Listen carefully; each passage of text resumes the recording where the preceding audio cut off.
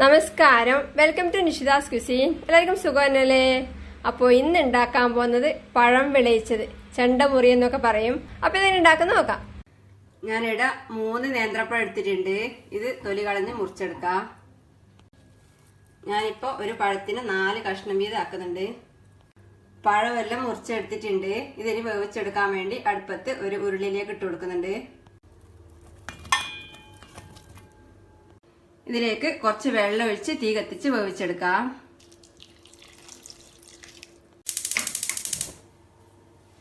ഇതേ സമയത്ത് തന്നെ വേറെ ബർണറിൽ ഒരു പാനിൽ കുറച്ച് ശർക്കര ഇട്ട് അതിലേക്ക് വെള്ളം ഒഴിച്ച് തീ കത്തിച്ച് ഇത് ഒരുക്കിയെടുക്കാം.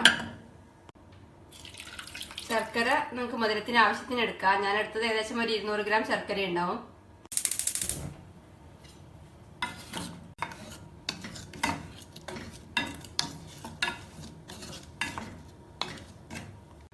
വേവാൻ വെച്ച പഴം ഇടക്കിടക്കൊന്ന് ഇളക്കി കൊടുക്കാം.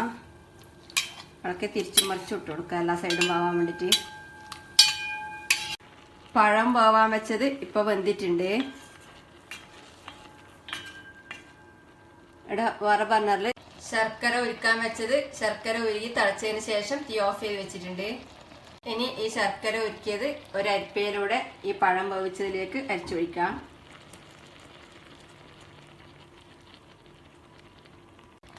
ഇതിനി ഒന്ന് ഇളക്കി കൊടുത്ത ശേഷം നല്ലോണം തിളപ്പിച്ച് വരട്ടിയെടുക്കാം.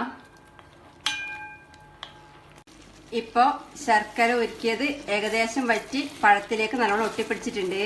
ഞാൻ ഇടക്കിടക്ക് ഈ പഴം തിരിച്ചു മറിച്ച് ഇട്ട് കൊടുത്തിട്ടുണ്ടായിരുന്നു, എല്ലാ സൈഡിലും ഒരേപോലെ ശർക്കര ഒട്ടിപ്പിടിക്കാൻ വേണ്ടിയിട്ട്. ഇനി ഇതിലേക്ക് 2 ടീസ്പൂൺ നെയ്യ് ചേർത്ത് ഒന്ന് ഇളക്കി മിക്സ് ചെയ്യാം.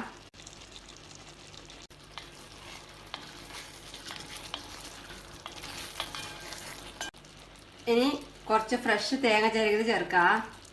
ഞാൻ ഏകദേശം ഒരു 2 ടേബിൾ സ്പൂൺ തേങ്ങ ചിരകിയത് ചേർക്കുന്നുണ്ട്.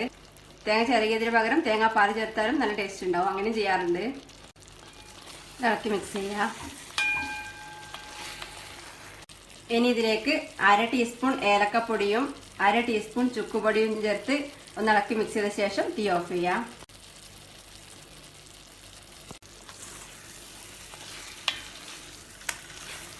ചുക്കുപൊടി ചേർക്കുന്നില്ലെങ്കിൽ ഏലക്കപ്പൊടി മാത്രം ചേർത്താലും മതി.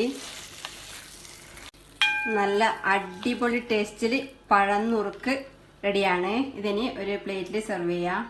പഴന്നുറുക്ക് ഒരു പ്ലേറ്റിൽ വിളമ്പിയിട്ടുണ്ട്. ഇത് പപ്പടം പൊടിച്ച് ചേർത്ത് കുഴച്ചാണ് കഴിക്കാറ്.